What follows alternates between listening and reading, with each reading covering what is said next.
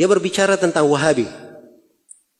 Ya, ditanya pendapatnya apa itu Wahabi.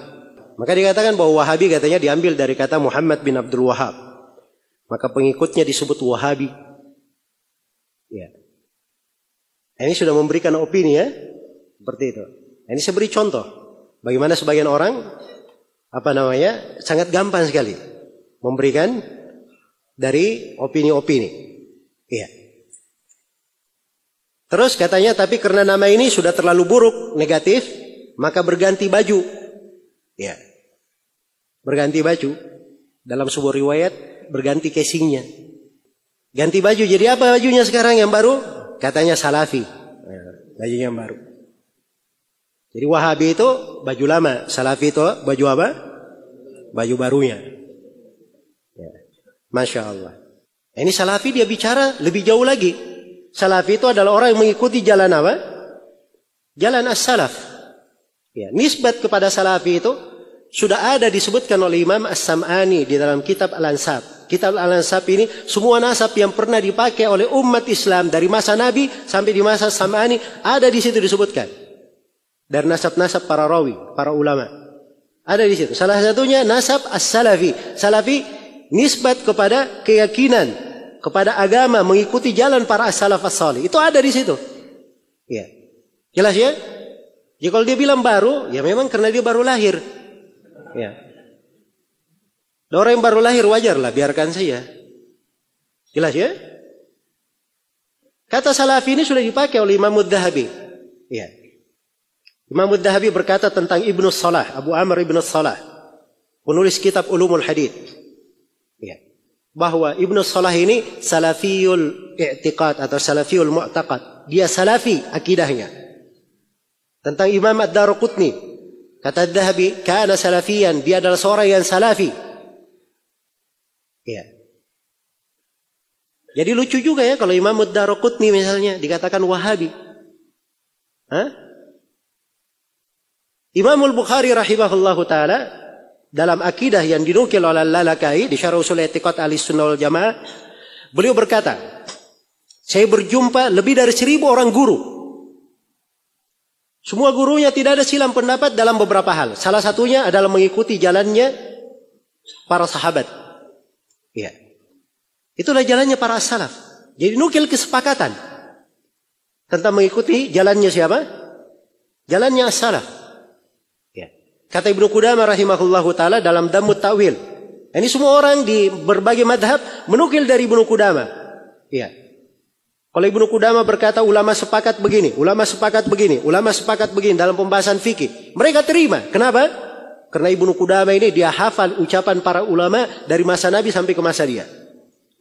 Ya. Jadi kalau Ibnu Qudamah berkata sepakat, orang apa? Orang dengar. Ini Ibnu Qudamah berkata di dalam kitabnya Dhammut Ta'wil. Kata beliau, faqad thabata wujub ittiba'is salaf bil kitabi was sunnah wal ijma'. Telah sepakat kewajiban mengikuti jalan as-salaf berdasarkan dalil dari Al-Qur'an, sunnah dan apa? Kesepakatan ulama. Iya. Nabi sallallahu alaihi wasallam sendiri menyebut dirinya sebagai salaf. Ada haditsnya dalam riwayat Bukhari Muslim. Kalau tidak pernah baca hadits, jangan salahkan orang yang baca. Iya. Jangan salahkan orang yang baca. Saya sebut haditsnya dalam riwayat Bukhari Muslim dari hadits Aisyah. Kisahnya panjang. Ya. Ketika Nabi SAW duduk di tengah istrinya, lalu putrinya Fatimah datang. Ya. Kemudian Fatimah didudukkan di kanannya. Fatimah dibisiki oleh Nabi sebuah rahasia. Kemudian Fatimah menangis terseduh-seduh. Kemudian didudukkan lagi di kirinya. Kemudian dibisikkan sesuatu. Fatimah tersenyum. Ya. Yang akhir kisahnya, akhirnya setelah Nabi meninggal ditanya kepada Fatimah, apa yang dibisikkan oleh Nabi kepadamu? Ya. Kata Fatimah, adapun bisikan yang pertama yang membuat saya menangis, Nabi berkata kepadanya bahwa Fatimah, biasanya setiap tahun Jibril turun membaca Al-Quran sekali saja. Tapi tahun ini 2 kali. Saya tidak melihat perubahan ini kecuali menunjukkan ajalku sudah dekat. Ya. Maka kata Nabi kepada putrinya, fattaqillaha wasbiri fa innahu ni'mas salaf ana laki. Bertakwalah kepada Allah dan bersabarlah. Sesungguhnya sebaik-baik salaf untuk kamu adalah saya. Nabi menyebut dirinya sebagai apa? Sebagai salaf. Jadi kalau kita berkata salafi nisbat kepada Nabi SAW dilarang atau tidak? Tidak ada yang melarangnya. Iya. Hal yang disepakati menerima jalan as-salaf. Para ulama bernisbat kepadanya. Sampai disebutkan oleh As-Sam'ani di kitab Al-Ansab. Kok tiba-tiba orang yang baru datang, baru lahir kemarin sore, ya, mengeritik tentang penggunaan apa? Penggunaan salafi. Itu pun kita tidak mengharuskan orang pakai kata salafi. Ya. Silahkan pakai ahli sunnah wal jamaah, ahli hadith, at-taifatul mansurah, silahkan. Ya. Salafi itu, dia bukan organisasi. Ya. Dia bukan kaplingan sebagian orang. Ya. Salafi ini bukan cap yang stempel dan mereknya itu ya sudah dimiliki oleh sebuah perusahaan. Siapa yang berpegang dengan Al-Quran dan As-Sunnah mengikuti jalan Nabi Sallallahu Alaihi Wasallam, itulah salafi namanya. Dia ahli sunnah wal jamaah. Apapun warga negaranya, bagaimanapun warna kulitnya, apapun bahasanya. Yang jelas dia berpegang dengan Al-Quran dan As-Sunnah sesuai dengan jalan Nabi Sallallahu Alaihi Wasallam dan para sahabat. Ya. Para as-salaf, maka itulah yang disebut dengan nama apa? Dengan nama salafi. Ini jangan mengaburkan. Ya. Jangan mengaburkan. Jelas ya? Kata salafi itu sudah dipakai dari dulu. Ya. Ini mereka ingin kaburkan bahwa salafi ini pembahasan apa? Pembahasan baru. Ini baru muncul. Karena Wahabi katanya sudah negatif, sekarang ganti casing, ganti baju. Ya. Ya, warna baru lagi namanya. Bajunya yang baru namanya apa? Salafi. Iya. Terus dia sebutkan di sini katanya ada salafi itu macam-macam, tapi ada juga salafi yang bagus katanya. Ya. Nah, ini katanya saya baca dari seorang salafi, tapi sama saya sangat baik. Ya, waktu dia datang di Masjid Al-Falah dulu, kita undang, dia lembut sekali katanya. Ya. Baik, ini ada salafi ya. Jadi kalau salafinya baik sama dia, berarti salafinya bagus ya. Baik. Ya tulisannya nanti saya posting. Kritik untuk saudara-saudaraku sesama salafi. Nah, cari namanya nanti di internet. Yaitu namanya Muhammad Abdullah Saleh Hadrami dari Malang. Ya. Bunyi kalimatnya kritik untuk saudaraku sesama salafi. Ya, ini saya bacakan sengaja ini ya. Supaya kita lihat nafas-nafas orang yang menuduh takfiri kepada siapa? Kepada dakwah Syekh Muhammad bin Abdul Wahab. Katanya kita sering mendengar sebuah hadits yang sangat terkenal. Umat terpecah menjadi 73 golongan. Semua masuk neraka. Hanya satu golongan yang di surga. Salafi meyakini, berkeyakinan bahwa satu golongan yang masuk surga itu hanya salafi saja. Yang lain masuk neraka. Ya Masya Allah ya. Menurut keyakinan salafi, Asy'ari masuk neraka. Maturidi masuk neraka. NU masuk neraka. Muhammadiyah masuk neraka. Habaib masuk neraka. Al-Irsyad masuk neraka, Persis masuk neraka, Jemaat Tabligh masuk neraka, Ikhwanul Muslimin masuk neraka. Kalimatnya lebih mengerikan lagi. Salafi yang tidak berkeyakinan seperti ini dikeluarkan dari salafi.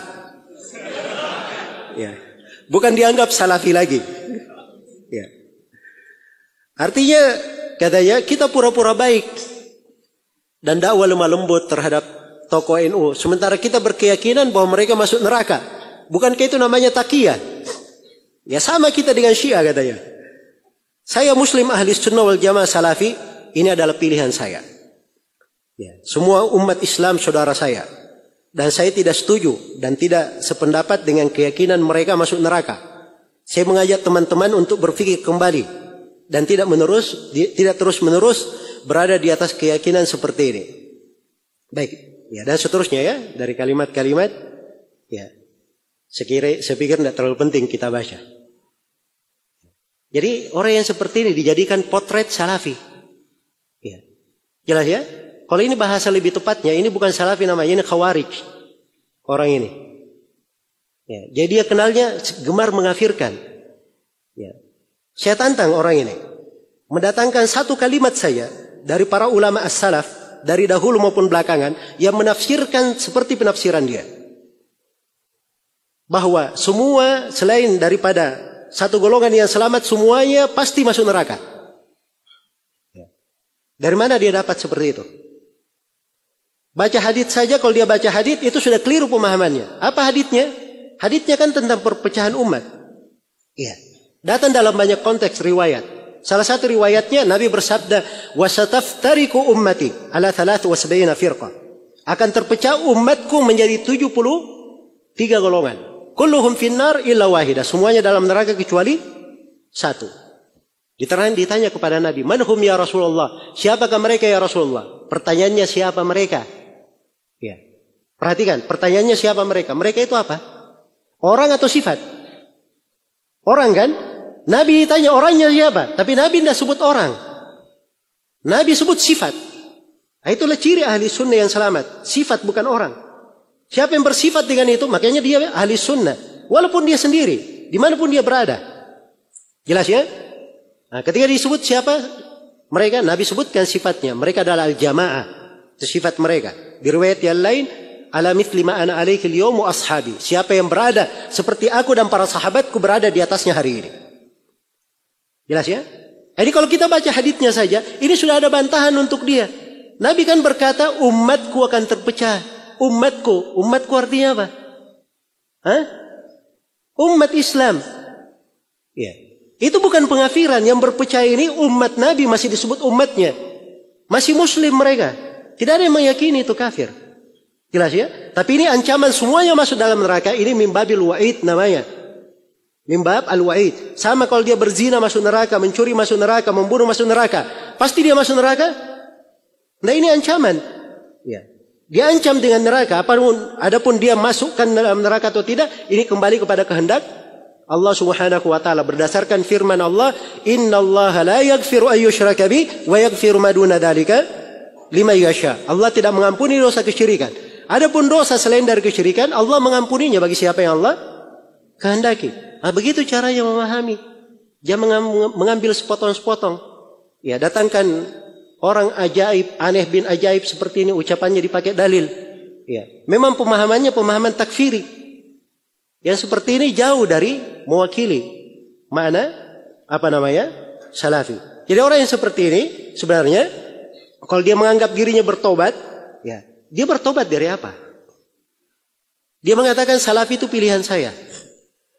Salafi itu akidah dan manhaj, bukan baju. Ya, bisa dipakai oleh siapa saja. Ya. Kalau dia ada yang mendahulunya dari para salaf dengan gaya berpikir seperti ini, tunjukkan. Apa dalilnya dari Al-Quran dan Sunnah? Siapa dari para ulama salaf yang mendahulunya? Siapa dari para ulama salaf yang mendahulunya? Jelas ya? Maka jangan mengesankan bahwa dakwah salafiyah seperti ini atau wahabi itu gemar di dalam apa? Di dalam mengkafirkan. Iya.